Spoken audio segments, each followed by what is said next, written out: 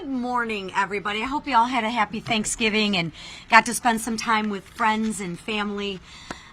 Before I begin, though, I need to acknowledge the tragedy that struck Washington just before Thanksgiving. Our National Guard was attacked on American streets, and so was our nation's generosity, compassion, and sense of security.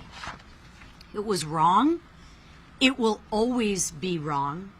So please join me in praying for the families, first responders, and every guardsman still in our capital today. Now, to the work before us in the House. Millions of Americans just returned from Thanksgiving on a holiday where they watched get expensive, more expensive every year under Joe Biden. His policies sent prices on gas, groceries, and everyday essentials through the roof. While things aren't fully back to normal, families are finally feeling relief this year because of the Republican affordability agenda. Thanksgiving costs were down 5% this year. Turkey dropped 16%, and gas prices hit a 4-year low, making it easier for families to gather. But we're not done. This week, House Republicans are taking direct aim at Washington's red tape that is crushing small businesses and draining household budgets. So think of this. Small businesses now pay nearly $14,700 per employee just to comply with federal rules. Meanwhile, families lose more than $16,000 a year to hidden regulatory taxes. And that's just unacceptable. So House Republicans are acting. Our affordability agenda will move forward with the Dump Red Tape Act and the Small Business Regulatory Reduction Act. These are real reforms to roll back Washington's overreach and put power back where it belongs. The power needs to be with the workers, with the families, and with the job creators, not with the government. Democrats created this affordability crisis. They buried families under regulations, spent trillions on pet projects, and siphoned off Americans' hard-earned money to appease their radical base. We're not letting that stand. House Republicans are actually cleaning up Bidenomics. We're ending Biden inflation and restoring an America that working families can afford to thrive again. Thank you.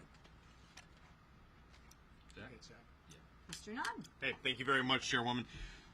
This week we're going to be running some very important legislation, particularly dealing with the Communist Party of China. I'm so thankful for our leadership team standing up to this. And let me tell you a little bit about what's happening in the heart of the heartland, right here in Iowa.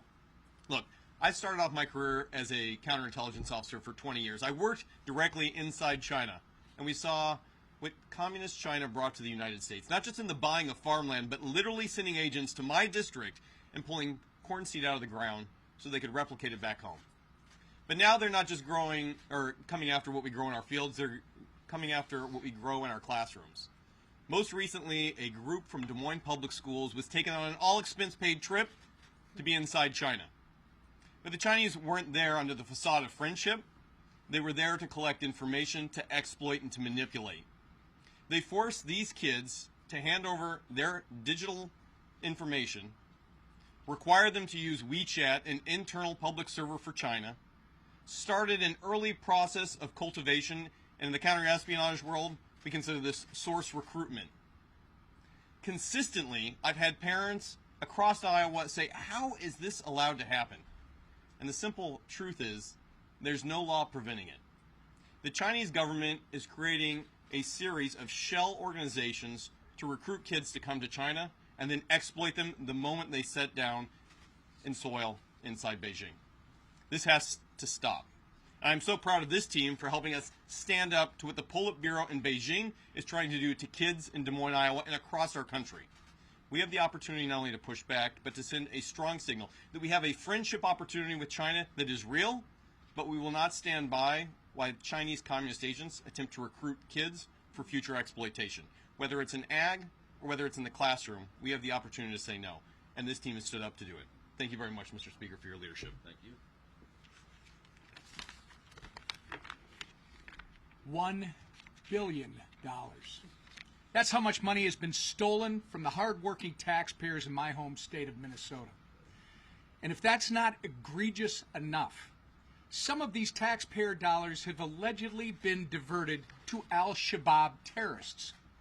Under the failed leadership of Tim Walz, Minnesota has become a hotbed for fraud. We knew it was bad, but now, thanks to the work of our new U.S. Attorney for Minnesota, the true size and scope of the crimes is being brought to light, finally. $250 million in the feeding our children scandal. The largest pandemic fraud case, by the way, in the country. 14 million robbed by a woman who fraudulently diagnosed Somali children with autism, then billed the taxpayer for the services that were never provided. Over 5 million stolen by individuals falsely claiming to provide housing assistance to those in need. These are just some of the fraud schemes that have been federally charged, and I want to emphasize that because our failed governor tried to claim that he's been prosecuting. He hasn't even investigated. There are even more, by the way, that are under investigation, including 80 autism clinics that are currently under investigation. Career fraud prosecutor and former acting U.S. Attorney for Minnesota, Joe Thompson, said the amount of fraud, quote, takes my breath away. Even the New York Times admitted that the fraud in Minnesota is, quote, staggering in its scale and its brazenness. Between the meals, housing, and autism therapy fraud cases, 86 people have been charged. Of those 86, 78 are of Somali descent. Let me be clear, it is not racist to call out criminal behavior. And we're going to not cower to baseless labels while Minnesotans, including law-abiding Somali Americans, get robbed blind. While Tim Walz refuses to take accountability for the fraud he created and enabled, President Trump is committed to justice for the crimes against the taxpayers of Minnesota, and I am too. I want to thank Treasury Secretary Scott Bessent for launching an investigation into this important issue. Minnesotans deserve answers and accountability, and we're not going to rest until they get both. And thank God for President Trump raising this because no one was covering it. We've been sounding the alarm on this fraud for over 3 years. No one in this room and no one back at home was reporting how bad this is. Finally, because of our president raising the issue, people are talking about it. And I'd be remiss if I didn't mention before I left what our conference chair talked about when we started. My wife Jackie and I are praying for the family of Sarah Bergstrom as they grieve this infuriating and unfathomable loss. We're also praying for Andrew Wolf as he continues to fight for his life. These two guardsmen are heroes who answered the call to keep this city safe. Justice must be executed swiftly for this heinous and targeted act. And with that, I yield to the leader. Thank you, Whip. Our country was shocked the day before Thanksgiving to see just a senseless, violent act of this tragedy attack on our National Guardsmen here in D.C., the West Virginia National Guardsmen that were both attacked for just doing their jobs and keeping D.C. safe. I, too, want to extend my prayers and sympathy to Sarah Bergstrom's family for the horrible loss of her life and just senseless loss of life for such a young girl with great promise. And then, of course, Andrew Wolf, who is still at the hospital fighting for his life from the gunshot wounds that he suffered. And we keep him in our prayers, his family as well, and pray that he is able to recover and come back. And I know the people of West Virginia share that. The people of America share those prayers. This week we have a number of bills we're bringing to the floor to continue to address some of the problems that were created by the Biden administration that drove up inflation, that drove up higher costs. We saw so many ridiculous rules and regulations that added cost to the products we buy, our small businesses that were under attack. And so this week we're bringing a number of bills to reduce those regulatory attacks on small businesses. Giving small businesses relief also gives families relief in terms of lower costs. We're going to bring more bills that came out of the Education Committee to take on what is happening in our universities and our schools, where the Chinese Communist Party tries to move Confucius Institutes into our schools, teaching our children, trying to put communist ideas into our children in our schools. And so we're going to continue to have more transparency and prohibit that kind of money coming in from China to our schools. We're bringing the SCORE Act to give some structure. Over the years, you've seen lawsuits erode the ability for the NCAA to even police college athletics, to the point where now it's the wild, wild west. There are no rules in place, no structure. You have people that can play until they're 26 years old in college athletics. You don't have any protections for a lot of the student athletes. And so we first restore the ability for policing through the NCAA. Congress won't be doing the regulations. It will be the NCAA having the ability to police college athletics again. We also protect women's sports. We protect Olympic sports by ensuring that you have an equal number of women's sports to men's sports, that you have a minimum number of sports, so that a lot of the Olympic sports that are so important to our country, as we see the Olympics coming up here again. In many cases, our Olympians come from the college ranks, and so we protect that too. And again, just putting structure in place for what is right now wild, wild west atmosphere. And we're going to continue to work on health care proposals to ensure that families have choices and lower premiums. That's what Republicans care about. Democrats have never cared about that since they passed the Affordable Care Act and all the broken promises and lies that went with it. If you like what you have, you can keep it. Probably the most broken promise in all of politics, where millions of families lost the good health care plans that they liked because of the Affordable Care Act. And of course, there's nothing affordable about the Affordable Care Act. All we've seen is increased cost, 80% premium increases. Democrats just concerned about bailing out insurance companies who get record profits, while families see higher premiums because of that failed law. What we want to do is give families options, lower premiums for families. And again, we've brought some bills to the floor already. We're going to keep bringing bills to the floor to do those two things, to lower premiums for families and give them options so that they can get what's best for their families. They don't have to be enforced into a plan that the government tells them they have to be in, that's too expensive for them and doesn't work for their family. They can buy whatever they want that makes sense for them and for their family. So we're going to continue to work on that too as we move an aggressive agenda, and that agenda is led by our Speaker, Mike Johnson. Thank you, Mr. Leader, this leadership team, Colonel Nunn, for being here with us this morning. There is a lot going on, and we want to give you some updates on things. I hope everybody had a blessed Thanksgiving. It is true that our hearts were heavy, of course, with Sarah and Andrew, these two selfless National Guardsmen who were senselessly attacked while they volunteered for service to defend the rest of their fellow Americans, and they literally took bullets for it. And so our prayers are with Andrew as he recovers, and our hearts and prayers are with the family of Sarah. It reminds us that freedom isn't free, and some people make the ultimate sacrifice so the rest of us can have that. You know, I was reminding our conference this morning, 1789, our first president, George Washington, was the first to issue a national day of thanksgiving and prayer, a proclamation. And he declared that because the Congress requested it of him. And of course, Washington was the first and best person to do that, to start the tradition. And he wrote famously in his proclamation, he said, it is the duty of all of us, it is our duty to acknowledge the blessings of God, to be grateful for what he's done for our country and all of us individually, and to humbly implore his protection and favor. It's never been more important to do that, and it's a great reminder. Thanksgiving is a uniquely American holiday, as we know, and it's a great time to sit around the table and be reminded of those blessings, and chief among them is the freedom that we enjoy, and we do not take that for granted. So it's proper, appropriate for us to acknowledge those sacrifices. Now, there's a lot going on across the country. There's a special election in Tennessee today, you may have heard. Tennessee's 7th District. I spent all day there yesterday.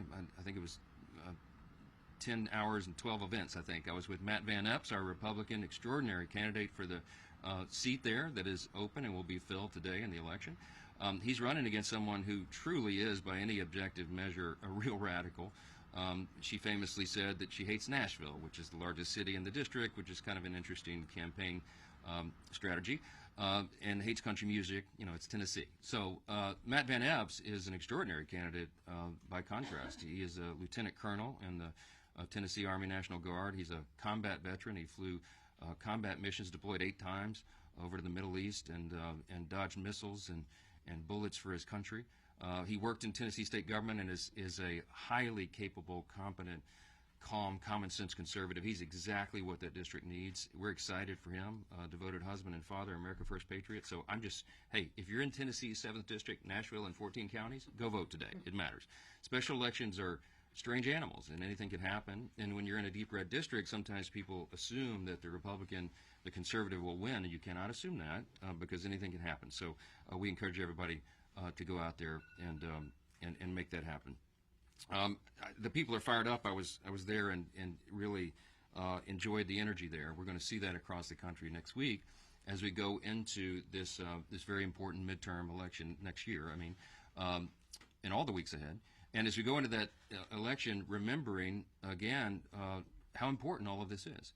And as we put some posters up here to remind you and remind all of ourselves what an extraordinary run we've had in the 119th Congress. Now, in spite of the fact that we had razor-thin majority, I mean, it many times, as you know, 1 or 2 vote margin, we still have had one of the most consequential Congresses in the great history of this extraordinary nation.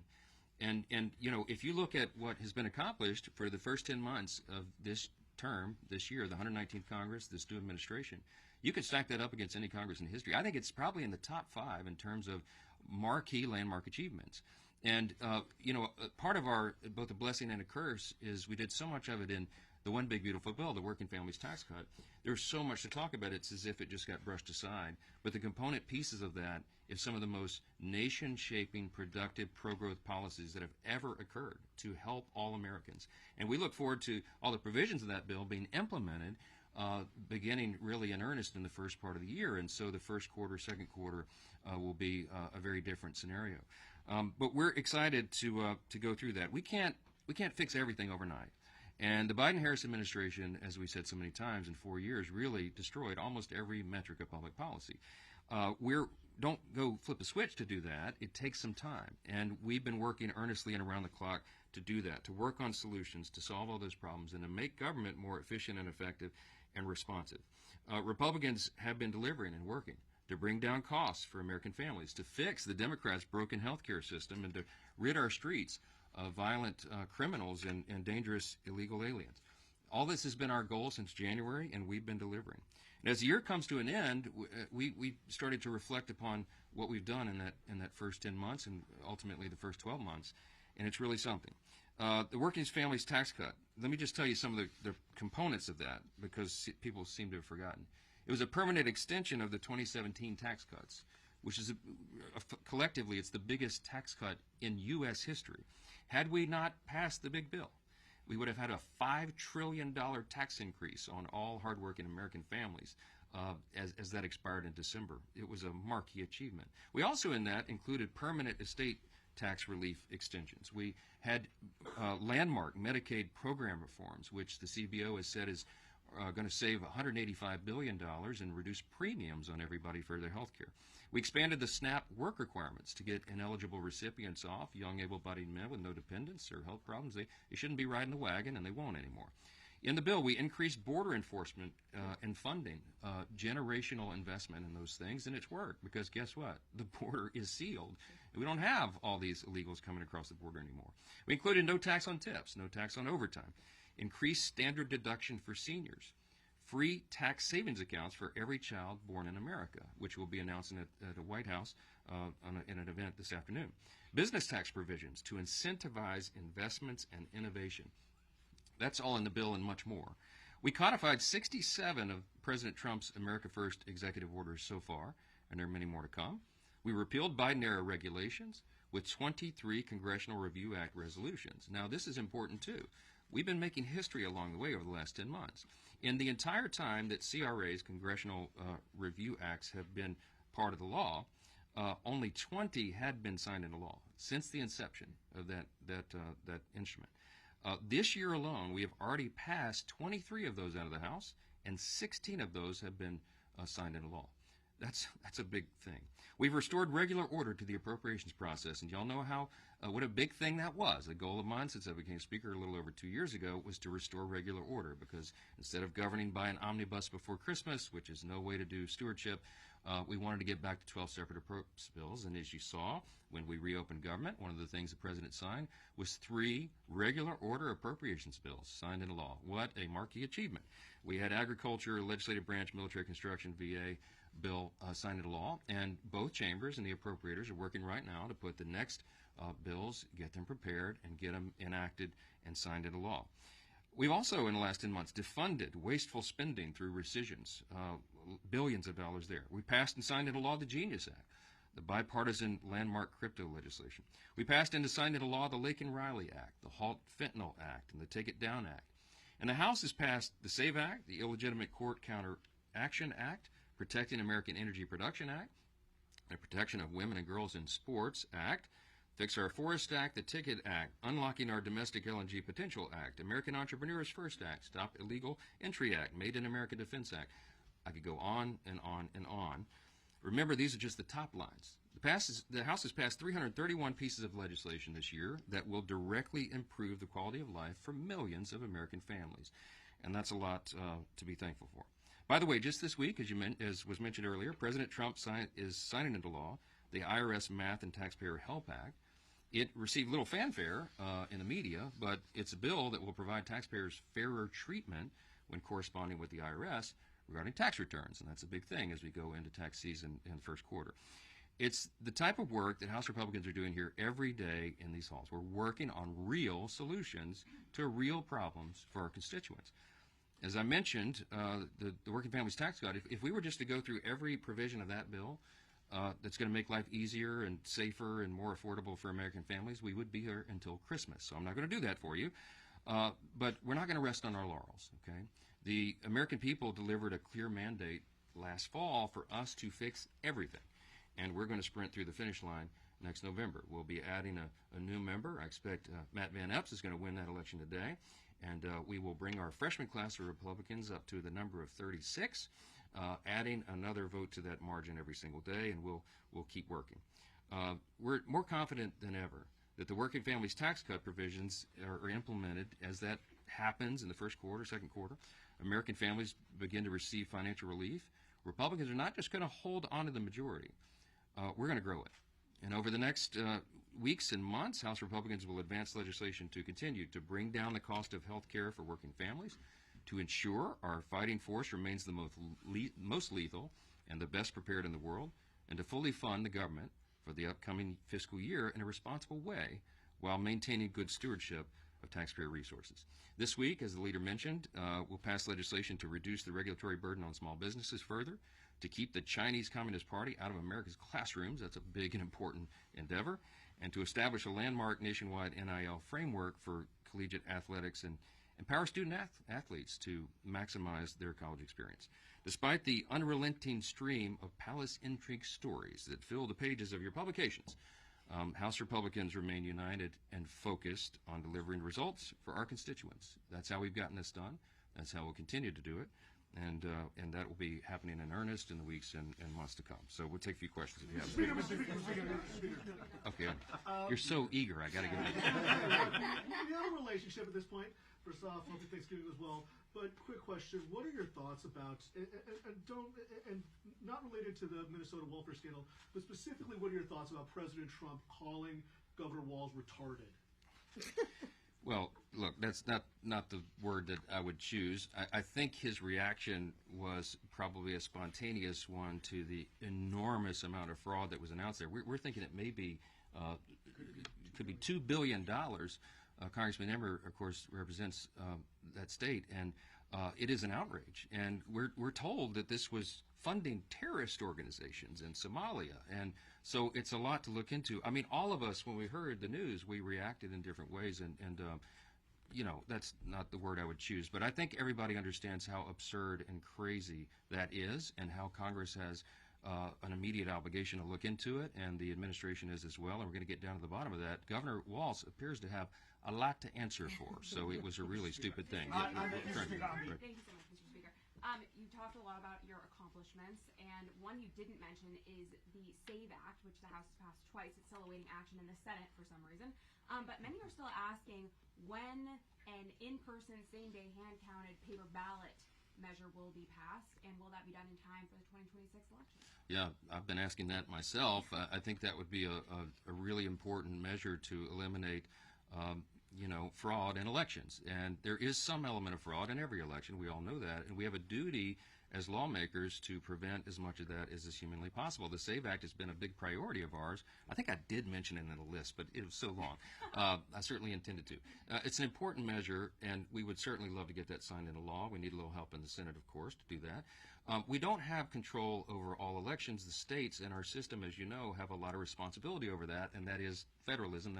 We support that. The states have that in their jurisdiction of authority. We don't want to federalize all elections because that could open up a whole other can of worms.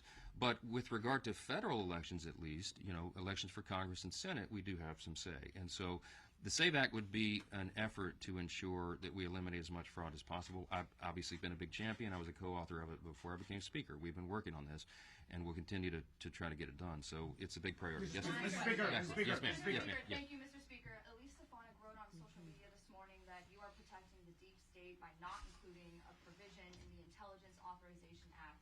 What's your reaction to this claim, and why is House Republican leadership not united on this? Well, all of that is false.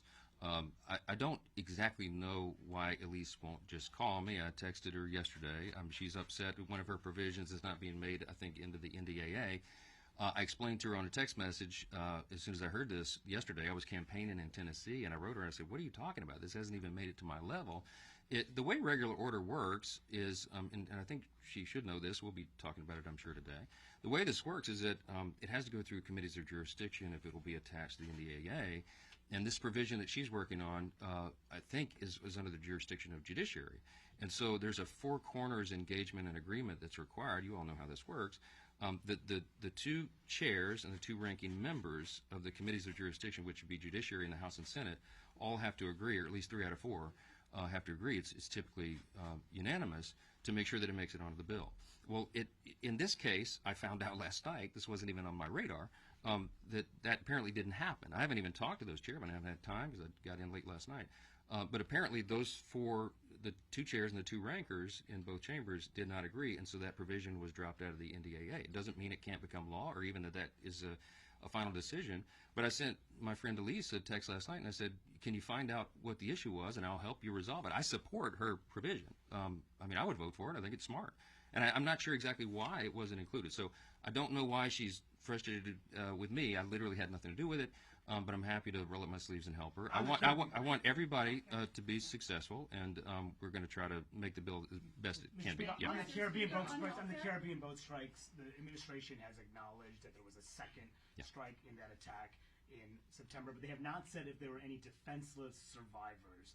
Should they release the video to Congress, the unedited video to Congress and to the American public? And two, if the defenseless survivors were killed, would that constitute a violation of the laws of war? I'm not going to prejudge any of that. As you know, both of the Armed Services Committee and the Senate and the House will be having hearings on this to review, and that's their role. I have been listening. Again, I was pretty busy yesterday. Didn't follow a lot of the news, but I caught up a little bit early this morning. That my assessment of this, my understanding is that most of the people that have looked at this, at least in a preliminary review, say that the admiral who ordered the second strike thought it was necessary to complete the mission. He's a highly decorated, highly respected admiral in the Navy, and he made that call. And so, we're going to have to look at that. I'm sure Congress has a right to look at it. I don't know how much of the tape should be released because I'm not sure how much is sensitive with regard to national security and all that. I haven't had a chance to review it, so I'm not going to prejudge it. But I will say that, it's not an unprecedented thing. One of the things I was reminded of this morning is that under Barack Obama, President Obama, he had, I think, over 550 drone strikes on people who were targeted as enemies of the country, and nobody ever questioned it, okay? And secondary strikes are not unusual. It has to happen if a mission is going to be completed. So I haven't reviewed the scope of the mission. I haven't reviewed that particular strike. I don't know what went into the Admiral's decision matrix. But it's something that Congress will look at, and we'll do that in the regular process and order. I think it's very important for everybody to reserve judgment and not leap to conclusions until you have all the facts, and that's what we'll be uncovering. Yes. The Secretary has to testify. Thank you, Mr. Speaker. The first note's a little bit self-serving. It's Giving Tuesday, and so just asking everyone to consider perhaps public television among the many worthy charities. Louisiana Public Television, one of the best. Yes, there's a plea to give to public television for Giving Tuesday. Okay. And then on healthcare, two of your members came out of the meeting just now and told me that it was their impression that the House Republicans are likely to get on board some kind of short-term extension for the subsidies while you work out long-term reform. They weren't members who love that idea, but they said it looks like that might be necessary. Where do you think things stand, and could something come before the House by the end of the year? I don't know who you talked to, but they might have left early. I was up there for quite a bit today. We were talking about a lot of issues, and what I said, we didn't commit to that. What I said is, when you have, this is just practical, okay? When you have a razor-thin majority, which we have, this is not like the old days. In the old days, they had 30, 40-seat majorities, and so 4 leaders could go in a back room, create the agenda, and hoist it upon everybody and say, this is what you're doing. And if 20 or 25 people disagreed, they said, so what? Go jump in the Potomac. We're moving forward. Okay, it doesn't work that way, right? And when in an era of small margins, I literally have to get almost every person in the room on board. Now, healthcare is a very complex issue. And I don't want to point this out. Look, it is not the Republicans who broke American healthcare. Next week, we'll go into this in real detail, and I'll show you the whole timeline. The Democrats broke healthcare, okay? When they created the Unaffordable Care Act 15 years ago, they promised you that everybody could keep your plan, keep your doctor if you want it, and that your premiums would be reduced on average by $2,500. Exactly the opposite was the truth, and premiums have risen in some cases 60, 80% over that time. They broke the system, and every time the Democrats have gone in to try to subsidize the broken system, they've spent more and more taxpayer dollars, and they've been wasted. The COVID-era subsidy only affects 7% of Americans, okay? All this hullabaloo is over 7%. Now, every American, 100% of Americans need their health care costs to come down. Republicans have ideas to do that. Now, what I've got to do is build consensus deliberately around the best ideas, and we've been working on that. The majority leader has been quarterbacking this effort with the chairman of the committees of jurisdiction, with the Docs Caucus, and with individual members who this is their passion, and they really spend a lot of time thinking and working on it. And we're pulling those ideas together, and there will be a Republican response to this, okay? So I can't project in advance what that will be, because I don't know what the consensus is in that room, but you will see our sleeves rolled up and that work being done in earnest this week as we bring all that together. I told everybody we are going to respond. We understand the need of bringing down healthcare costs and at the same time raising access to care and quality of care. The Republican Party is the party that can do that. The Democrats have demonstrated for 15 years they broke the system and they keep doubling down on the broken system, okay? Hey, and guess what? If you love your Obamacare, you'll get to keep it, okay? We're going to improve the system for Americans. We have good ideas to do it. We have a lot of thoughtful people working on this, and we'll be pulling it together. So no, the answer is no, I did not project any outcome of this morning. We were talking about the various ideas, and we're working right now. People are very passionate about this, and they should be, because their constituents understand the necessity of it. So we'll keep doing that. Thank you all so much, and be more later today. The Tigers. Do you know that the Somali Society, they actually work on